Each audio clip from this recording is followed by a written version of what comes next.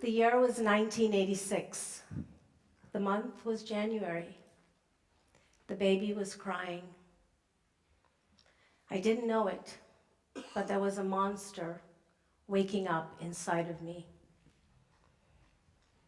I had just given birth the Christmas Eve before. I was exhausted and in pain from a brutal C-section. The baby nursed every hour. I lived in a new city without family or friend support, and with a husband who worked very long days. The monster in me was yawning. It was 2 or 3 o'clock in the morning, you know, that magical hour when all mothers are at their finest. You do. I had just nursed the baby, changed the baby, rocked the baby, sung to the baby, and the baby would not stop crying. The monster in my belly was fully awake and circling. And in that moment, I wanted to do something that millions of people are doing right now on the globe. I wanted to slap that baby. My baby, my infant. I could feel the monster writhing in my belly. I could feel my arm rising and itching to strike. And I had to scream a silent no to the monster in me. Ladies and gentlemen, when we raise a hand to strike the most vulnerable of us, we must ask ourselves why. Why do we insist on passing on the pain of generational abuse, the disease of generational abuse, to the most vulnerable of our society? The slide will show a few numbers, and it will indicate how many people may be abused in the time it takes here with me and you. For now, my task in the next few minutes, precious minutes with you, is to entice you to accept an invitation that I will tell you more about later on. Please hold up your hand if you know someone who has been abused or violated. Please look around at the prevalence of abuse in our society. The United Nations has told us about the greatest public health threat facing us today. Once, it was malaria. Once, it was HIV/AIDS. Once, it was Ebola. Today, it is violence against women and girls, and it has reached plague proportions. If you knew the extent of the violence taking place at this moment within just a 1-mile radius of this building, you would scarcely be able to hold your own weight. You would fall to your knees, much less understanding the tsunami of violence happening at this moment in every country across the globe. It costs the United States, Canada, and Australia $18 billion a year combating the effects of intimate partner violence. And Australia has just issued a brand new statistic. 1 woman is slaughtered every week in her home by her intimate partner. That is our world. 107 million females are missing from the globe today, and every year, 2 million more go missing. That is more than the population of the entire Trinidad and Tobago. That is our world. 45,000 so far since I've started. I'm from Trinidad. Trinidad is my land. I love my country. I love my people. I know what I know. I know what I heard growing up in my neighborhood. I am a survivor of severe childhood abuse. I am a witness to severe childhood abuse. In Trinidad, we have a saying, it's called sharing licks. I hear the murmurs, yes, you know it. It's simple, it's where every child in the household was lined up and we got our fair share, whether we deserved it or not. I thought it normal.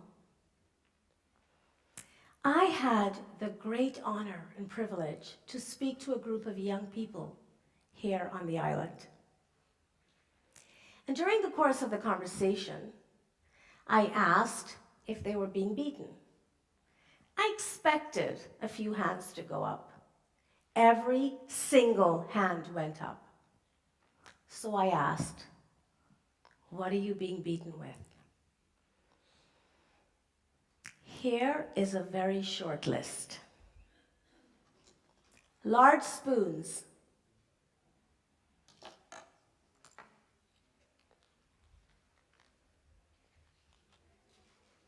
belts,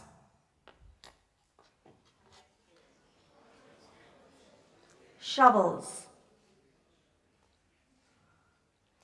ordinary household items becoming instruments of torture. Please hold up your dominant hand. Take a look at it. When used as a weapon, it leaves a mark on a tender body part. When folded into a fist, it can break a bone, dislocate a joint, and crush trust. Ordinary household items.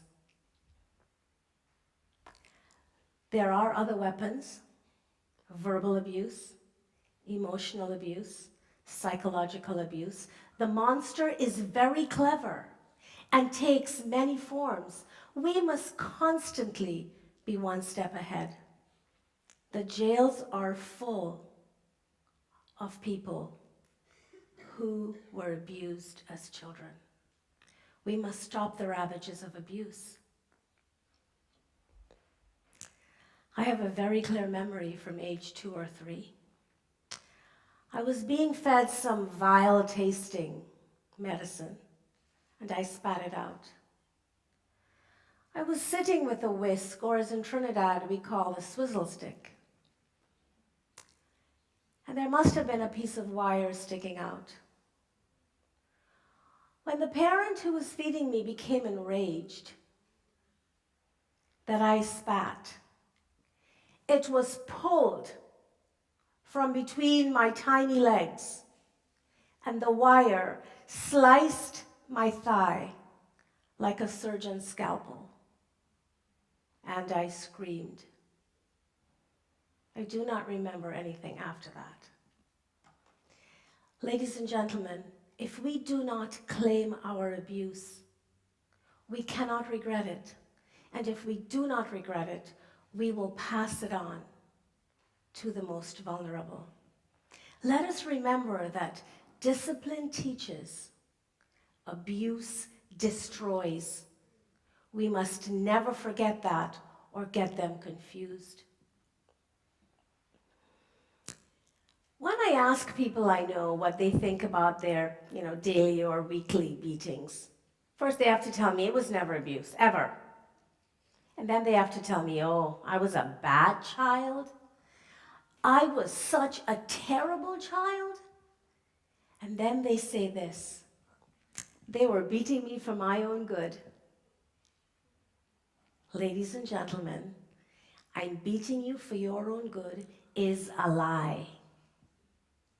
That is one of the living lies that we have been fed and we repeat.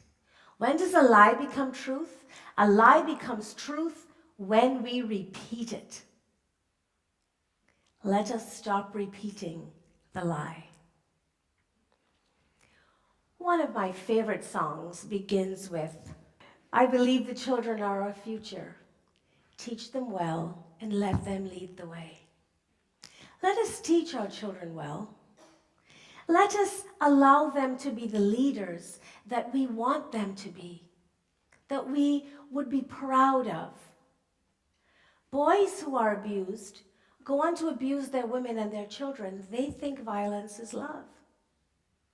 Girls who are abused grow up to expect and accept abuse and to abuse their children like I wanted to do.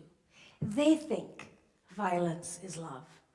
And they grow up to parrot another one of the living lies. This is it. This hurts me more than it hurts you. Anybody ever heard that? This hurts me more than it hurts you is not only a lie, it is an impossibility. How can we be more hurt than the object of our rage and our fury? This hurts me more than it hurts you is a lie. And the number goes up. When we speak up against abuse to women and children, we are faced with the undertow of the status quo. The status quo that says, I have the right to beat my woman and my child. We hear things like, this is my woman, I can do whatever I want. This is my child, I can do whatever I want. This is my house. I am in full control of everybody here.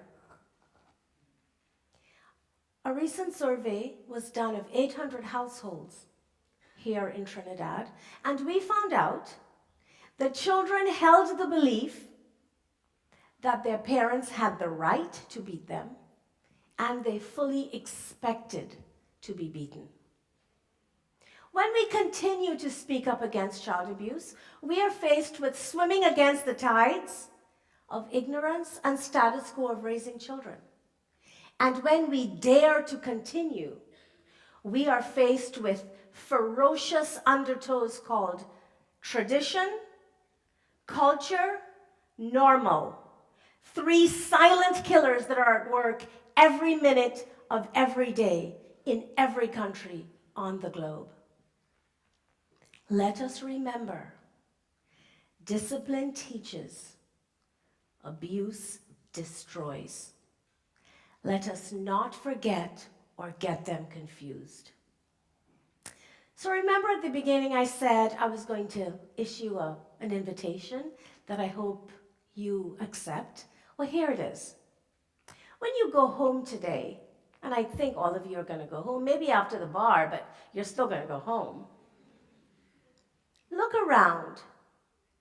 Look at the ordinary household items and the weapons that you carry, and make a decision. The next time you see a spoon, know that this is for cooking food for our families, for nourishing. This is not a weapon. This is to hold up our trousers. This is not a weapon. This is for moving earth, to plant food or to build shelter. This shovel is not a weapon. So, as the clock continues to go up, I have to tell you, I'm not sure if that's the correct number. You know why? Because the world hasn't gotten itself together to really measure the extent of the epidemic against women and girls. So let me ask you, you think of the number that you're comfortable with. Is it that? Is it 250,000? Is it 1 million? What number would you be able to say, it's only blah, blah, blah, so you can sleep at night? While you're thinking of your number, I'll tell you a little story. When my son was 4 years old, he was particularly challenging. And my father said, "Don't worry, I'll help you." And he approached my son like this.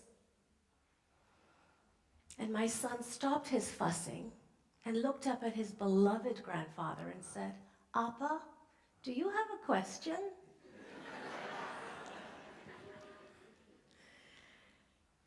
Ladies and gentlemen, my son had never been struck. He didn't know that was a threatening stance. In his world, anybody who raises their hand, they must have a question. I was winning. The monster was losing. The world got together and invested $84 billion in the AIDS epidemic, and life expectancy was raised from 36 to 55. Surely we are at the beginning of the awakening of the human being, where we can get together to deal with women and girls and abuse. So what was your number? I'll show you mine. It's 0. And you know how you can get to 0? You can get to 0 by going home and deciding no more violence. You can get to 0 by deciding to make it stop. To make it stop within your 4 walls. When I lived here, one of my favorite songs started with, "Let there be peace on earth, and let it begin with me." Let us tweak that. Let us go with, "Let there be peace at home, and let it begin with me." Let's do that together. Let there be peace at home, and let it begin with me. Thank you.